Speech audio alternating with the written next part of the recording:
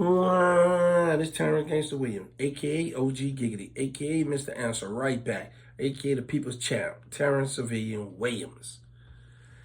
Back down memory lane, y'all, with the pictures. See, back when I was young, dumb, full of, I ain't care about nothing, y'all. Let me give y'all this little story. I told this story once before, but right now I just want to touch up on how we played with our family members' lives. One day, I went and picked up one of my daughters.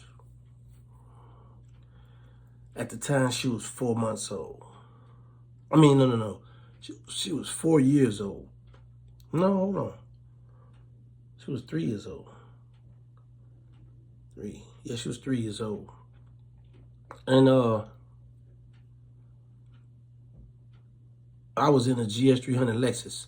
This exact car. You see the car next to the Benz, that white car right there next to the Benz with the gray at the bottom? That's the GS300 Lexus. We was in that car. She was in the back seat. So I went and picked her up out of Pigeon Town and headed back to Holly Grove. And at this time, I was at war with the Callio Project. Some cold steppers. I always used to have in my mind, like, dudes know I'm going to bust my tool. They know I'm going to go. So I don't always have to have a gun on me at all times. So this particular day, I went and picked my daughter up from one part of 17 Ward, went to another neighborhood in 17 Ward. But as me going to the other neighborhood, I was coming up on a stop sign. And there was one of those stop signs where I had to stop and the car that faced me had to stop. So it happened it was a beige 4Runner. Now, the two guys that was in the truck, none of them is on this picture with the Callio right here. Both of them still alive to this day. Crazy part about it, the driver and I, we was like, yeah, like, we was, I can't explain. It was just like, we really like wanted one another, but it was like, we couldn't make a bad move. Because him and I had never had words with one another, but it was already known that, yeah, we beefing. So it happened, I saw a head pop up and shoot back down in the back seat. At this time, I don't have a gun on me. And I got my daughter with me. So I'm playing with my life, my daughter's life. But only one thing, or two things I had. First of all, I had God with me. That's number one. And I had my pump game. You know what I'm saying? Man, you pump faking, how them quarterbacks get the pump, but they throw that 100, pump. I was pump faking. Because when I stopped at the stop sign, he stopped at the stop sign, when we both pulled off, we pulled off slow, coming towards each other. And when we got side by side, I was looking up at him and I'm faking like I'm clutching. Like, play with me if you want. All the while, man, I don't have a stick pin on me. But it bought me some time because I kept going. They kept going. Then I stopped. Then I'm stunning hard too. Cause then once we passed each other, I got in the block they had just come from, and they got in the block where I just come from. I stopped. He stopped. Like you can see the brake lights come on. Then I put over a little bit. He put. Then I stopped. He stopped. I put on. We kept like. Then I got to the corner turn. And I just smashed the gas. Got on out of there, hurry up and shot her home. And then I went and got my tool and went hunting for him. I didn't see him. But I was just thinking how if they really, really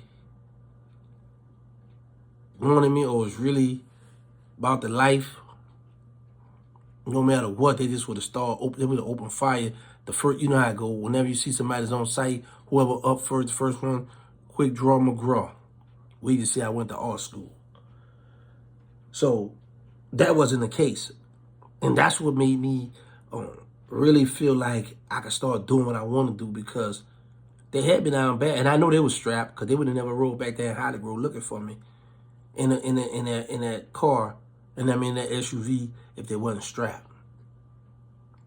But the respect they had for me for being a gunslinger too. Saved me and my daughter's life, bought her some time, got her back to safety, and then I went hunting. And I'm just thinking like, man, them dudes just would have up and went to letting loose. Me and my daughter might have been out, or they might have hit me, or might have got away, hit the car, whatever. But they knew this too. They couldn't do friendly fire. They knew they couldn't just shoot, hit the car, and they know they was gonna be the target. Cause we had a thing where if you pull it, you got to squeeze it. If you miss the man, you the target. So now it's like, you know, if you got beef with somebody and they up a gun and he don't use it, you don't use it, y'all just stare off. So the tension there, and it's like, okay, when I catch him down bad, I'm gonna park him. Whereas if somebody busts at you, takes some shots at you, shoot your stuff, then now you know, oh no, it's hunting season. Now it's like on a different level. So I know it sounds weird, but I just be sitting back thinking like, man, I have my child in the car. Then I remember he's home now. Dude I was beefing with, some situation happened. Then they try to go to a school and pick up my stepson. Try to kidnap him from the elementary school.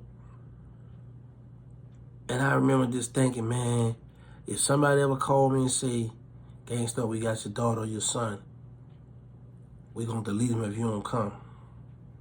I was gonna hang that phone and tell him I don't believe you. Cause in my mind, I could make another child.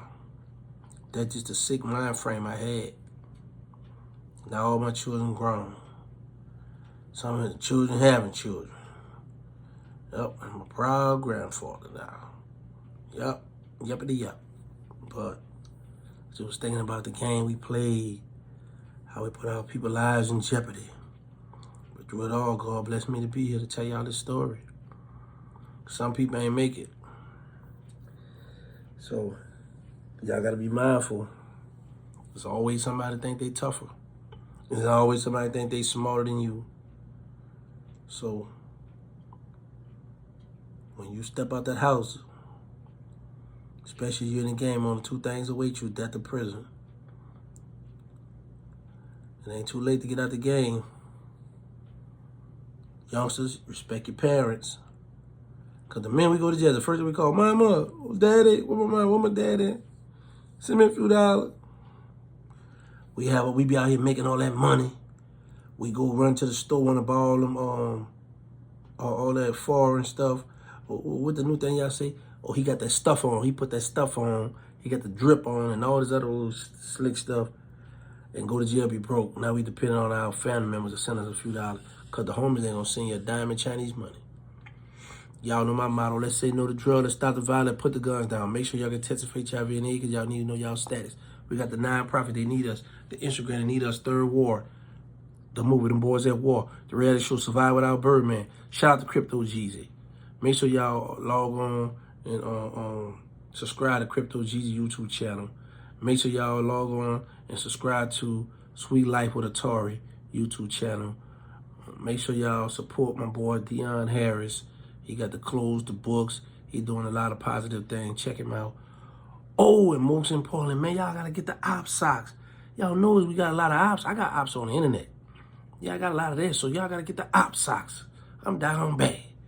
Get the op socks, y'all. And get some seasoning. Who all know how to cook?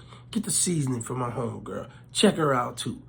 Thank y'all for all the love and support. One more thing, y'all. Look at the picture with the Calio guys. We in the club. Look at the second row. And look at me with the brown beige on with the suspenders on. I think that's Wango to the right. He's deceased now. I forgot the other black guy name. But anyway, it's crazy how you party with people one time, one night or whatever, hanging out. And then the next day, y'all at war trying to delete one another. And that's me, the arm out the Magnolia, hanging with these Calio steppers.